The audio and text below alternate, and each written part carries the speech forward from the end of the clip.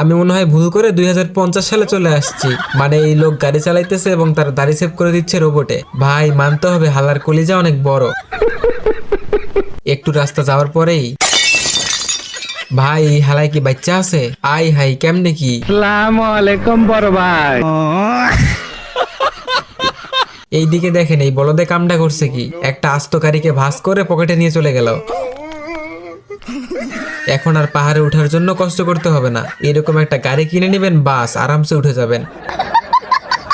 ভাই সারা জীবন গাড়ির সামনের সিট দেখলাম দুইটা, এখন দেখতেছি ফ্যামিলির 14 গোষ্ঠী নিয়ে গাড়ির সামনে বসা সম্ভব।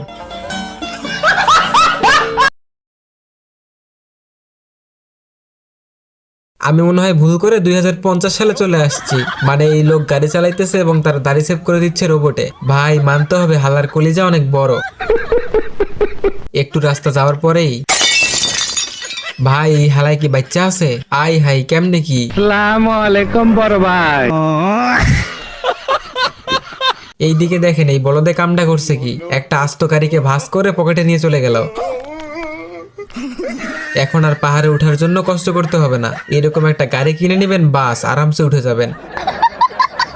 ভাই সারা জীবন গাড়ির সামনের সিট দেখলাম দুইটা, এখন দেখতেছি ফ্যামিলির 14 গোষ্ঠী নিয়ে গাড়ির সামনে বসা সম্ভব।